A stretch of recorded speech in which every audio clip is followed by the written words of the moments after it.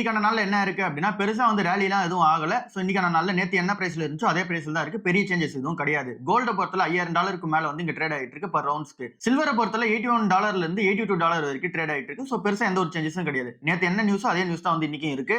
இங்க யூஎஸ்ல fed rate cut பண்ணுவாங்க அப்படின்ற எக்ஸ்பெக்டேஷன்ஸ் வந்து இருக்கு. என்ன ரீசனால அப்படின்னா இங்க ஜாப் டேட்டா கொஞ்சம் வீக்கா இருக்கு. கன்சியூமர் ஸ்பெண்டிங்கும் கொஞ்சம் வீக்கா இருக்கு. சோ இந்த எல்லா டேட்டாவும் ஃபோக்கஸ் பண்ணிட்டு இருக்காங்க. சோ ஒருவேளை இந்த டேட்டாஸ் எல்லாமே வீக்கா இருந்துச்சு அப்படின்னா இங்க இன்ட்ரெஸ்ட் ரேட் வந்து கட் பண்ணுவாங்க. அப்படி இன்ட்ரெஸ்ட் ரேட் கட் பண்ணாங்க அப்படின்னா கோல்ட் அண்ட் சில்வருக்கு ஒரு பெரிய பிளஸ் மூவ்மெண்டா இருக்கும். அப்படி இன்ட்ரெஸ்ட் ரேட் கட் பண்ணல அப்படின்னா கொஞ்சம் நெகட்டிவான ஒரு விஷயமா இருக்கும். அப்படி இன்ட்ரெஸ்ட் ரேட் கட் பண்ணாம இன்ட்ரெஸ்ட் ரேட் ஹைக் பண்ணாங்க அப்படின்னா கொஞ்சம் ஒரு நெகட்டிவான மூவ்மெண்டா இருக்கும் கோல்ட் அண்ட் சில்வருக்கு. சோ இப்போதைக்கு டாலர் இண்டெக்ஸ் வந்து கொஞ்சம் வந்து ஸ்ட்ரென்த் ஆயிருக்கு. சோ அந்த ஒரு சமயத்துல பெருசா எந்த ஒரு சேஞ்சஸ் கிடையாது. ஸ்லைட்டா வந்து அப் ஆயிருக்கு.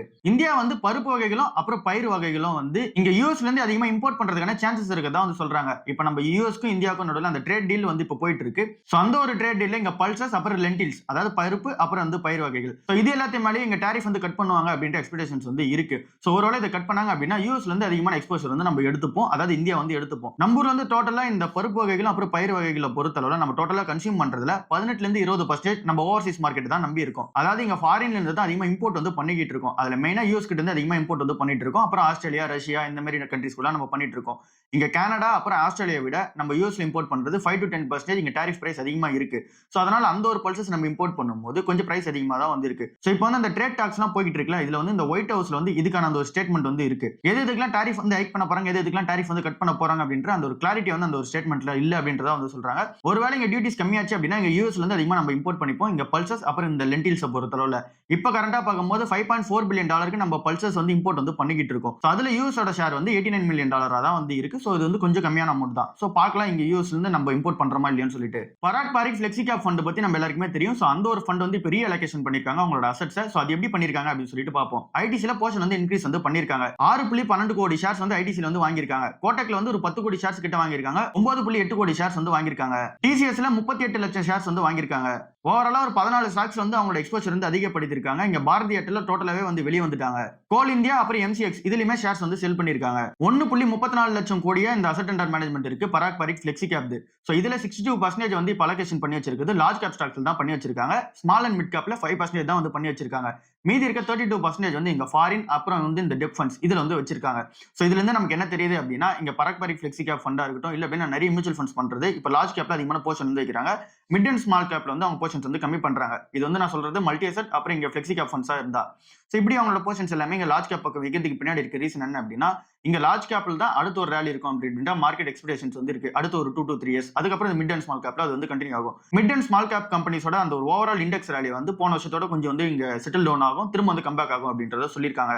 விஐபி இண்டஸ்ட்ரீஸ் கம்பெனி வந்து சிஎஸ்கே கூட அபிஷியலா பார்ட்னர்ஷிப் வந்து வச்சிருக்காங்க. இந்த பேக்ஸ் எல்லாமே ஸ்பான்சர் வந்து பண்ண போறாங்க. விஐபி இண்டஸ்ட்ரீஸ் குள்ள தான் ஸ்கை பேக்ஸ்ன்ற ஒரு பிராண்ட் வந்து இருக்கு. சோ அவங்க மூலமா அபிஷியலா பிராண்டிங் வந்து பண்ணிக்க போறாங்க.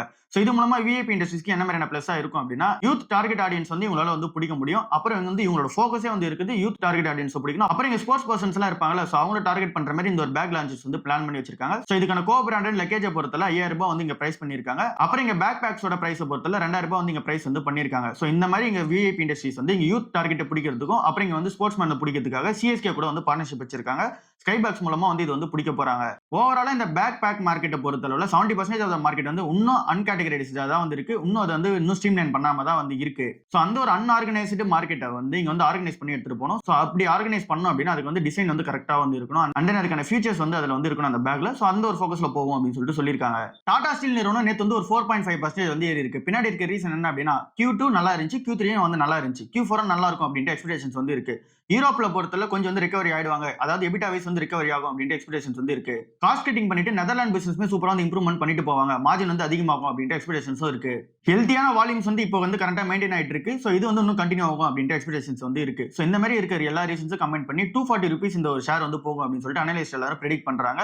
சோ இப்போ இருக்கிற அந்த ஒரு மொமெண்டம் பொறுத்தல அது போறதுக்கான சான்சஸ் ஹெவியா தான் வந்து இருக்கு. பட் ஆனா இந்த டைம்ல இந்த ஸ்டாக் வந்து கன்சிடர் பண்ண வேணா கொஞ்சம் வெயிட் பண்ணியா பார்ப்போம். அப்போலோ ஹாஸ்பிடல் என்டர்பிரைசஸோட Q3 ரிசல்ட்ஸ் வந்து வெளிய வந்திருக்கு. அந்த ரிசல்ட்ஸ் எப்படி இருக்குன்னு சொல்லி செக் பண்ணி பார்ப்போம். ரெவன்யூ வந்து 17% இயர் ஆன் இயர் பேசிஸ் வந்து ஏறி இருக்கு. ப்ராஃபிட் ஆஃப்டர் டாக்ஸ் வந்து 35% வந்து ஏறி இருக்கு. இங்க எபிட்டா பொறுத்தல 27% வந்து ஏறி இருக்கு.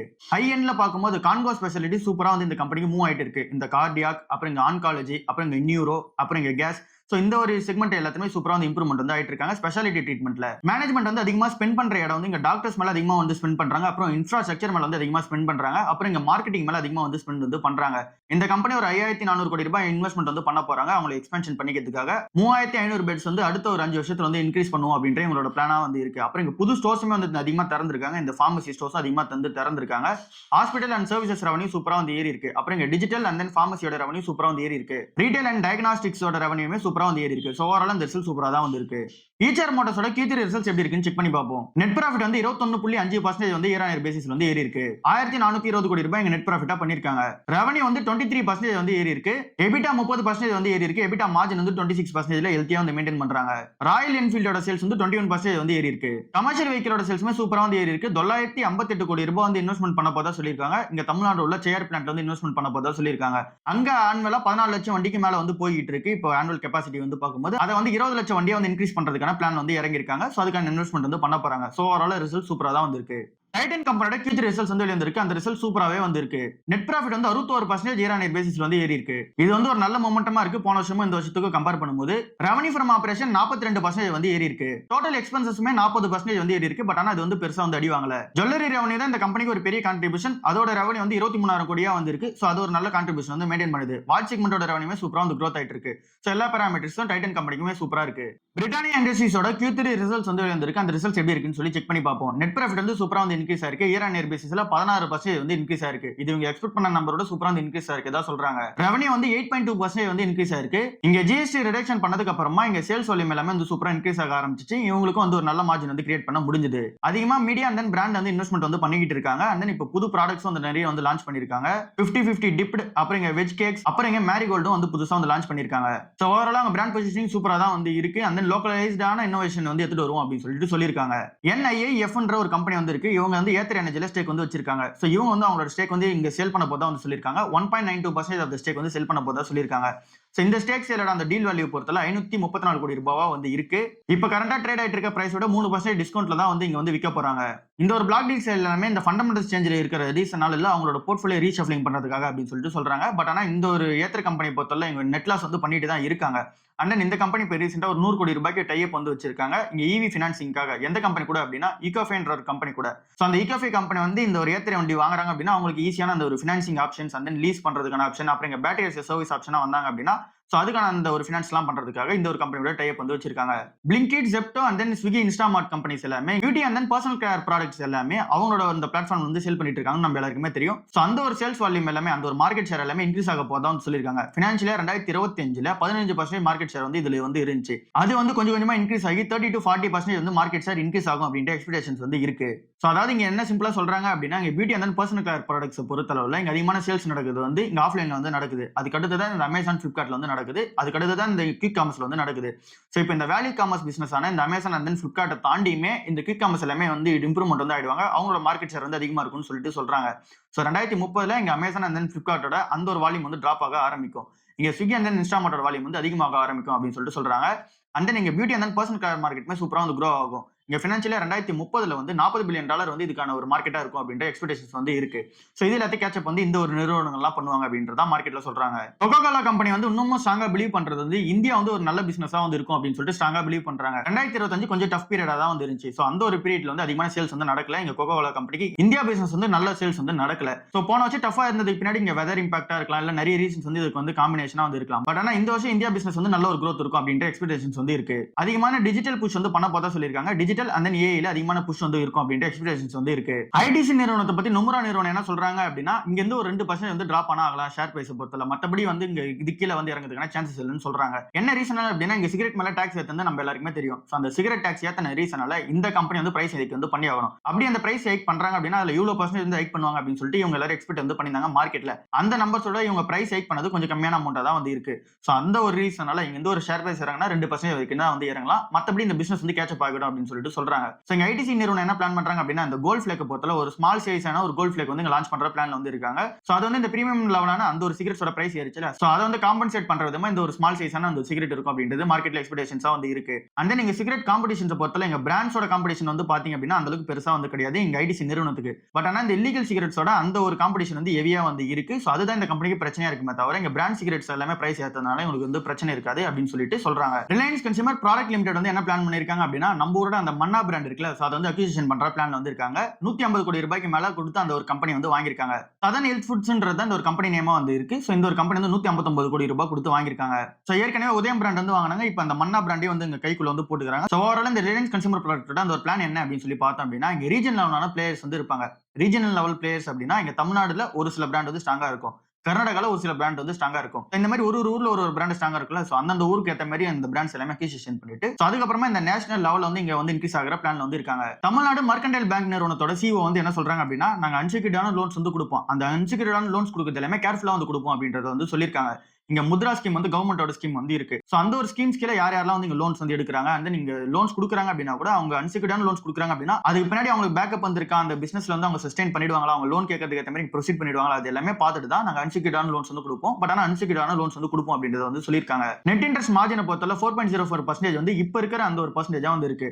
பைனான்சியலா 2027 அவங்க டார்கெட்டே வந்து 3.9% தான் வந்து இருக்கு நெட் இன்ட்ரெஸ்ட் மார்ஜின். சோ அது வந்து நல்ல growth தான் வந்து இருக்கு. லோன்ஸ் பொறுத்தவரை 13 ல இருந்து 16% லோன்ஸ் வந்து growth-உம் and then நீங்க டெபாசிட்ஸோட growth-உமே 13% மேல வந்து growth இருக்கும்னு சொல்றாங்க. சோ அந்த ஒரு எக்ஸ்பெக்டட் நம்பர்ஸ் இப்போ வரைக்கும் கண்டினியூ ஆயிட்டு இருக்கு. சோ அதுவுமே ஆன் ட்ராக்ல வந்து இருக்கு. MSME புக் வந்து சூப்பரா இன்க்ரீஸ் ஆயிருக்கு. 8.4% வந்து இயர் ஆன் இயர் பேசிஸ்ல வந்து MSME புக் வந்து ஏறி இருக்கு. நெக்ஸ்ட் இயர் வந்து housing loan and then vehicle லோன்ஸ்ல வந்து ஃபோக்கஸ் பண்ண போறதா வந்து சொல்லிருக்காங்க. 250 கோடி ரூபாய் இன்வெஸ்ட்மென்ட் பண்ண போறதா சொல்லிருக்காங்க. எங்க அப்படின்னா டிஜிட்டல் ஏஐ ல வந்து அதிகமா இன்வெஸ்ட்மென்ட் வந்து பண்ண போறதா சொல்லிருக்காங்க. சோ இதுக்கான அந்த ஒரு டெக் ஸ்டாஃப்ஸையும் வந்து எடுக்க போறதா வந்து சொல்லிருக்காங்க. சோ ஓவராலா என்ன அப்படின்னா டிஎம்பி பேங்க் வந்து இன்னும் ஷேர் பிரைஸ் ராலி ஆகுதுன்னு சேஞ்சஸ் ஹெவியா வந்து இருக்கு. 708 ரூபாய் வந்து இப்ப ட்ரேட் ஆயிட்டு இருக்கு. ஸ்டில் வர்த்தா இருக்கான்னு கேட்டீங்க அப்படின்னா இப்ப 706 ரூபாய்க்கு இருக்கிற இந்த ஒரு பிரைஸ்க்கு பிரைஸ் டு புக் வந்து 1.1 தான் வந்து இருக்கு. சோ ஓரளவுக்கு கன்சிடரபிள் ஸ்டேஜில் தான் வந்து இருக்கு. நீங்க ஏற்கனவே ஒரு 500 ரூபாய் 550 ரூபாய் கன்சிடர் பண்ணிருந்தீங்க அப்படின்னா இந்த ஒரு பேங்க் விட்டுட்டு நம்ம கர்நாடகா பேங்க் கன்சிடர் பண்றது பெட்டரா வந்து இருக்கு. நீங்க புதுசா கன்சிடர் பண்ண போறீங்க அப்படின்னா கூட கர்நாடகா பேங்க் வந்து கன்சிடர் பண்ணிக்கங்க. உங்களுக்கு பேங்க்ல இங்க கர்நாடகா பேங்க் வந்து அதிகமா கன்சிடர் பண்ணிருக்கீங்க அப்படின்னா மட்டுமே இங்க டிஎம்பி பேங்க் பக்கம் போறது ஒரு பெட்டரா வந்து இருக்கு. டாடா மோட்டார்ஸ் கமர்ஷியல் வெஹிக்கிளுக்கு ஒரு பெரிய அப்டேட் வந்து நடந்திருக்கு. 70,000 வண்டி வந்து இங்க கமர்ஷியல் வெஹிக்கிள் வண்டி வந்து தயாரிச்சு கொடுக்கிறதுக்காக இந்தோனேஷியா கம்பெனி கிட்ட இருந்து ஒரு ஆர்டர் வந்து கிடைச்சிருக்கு.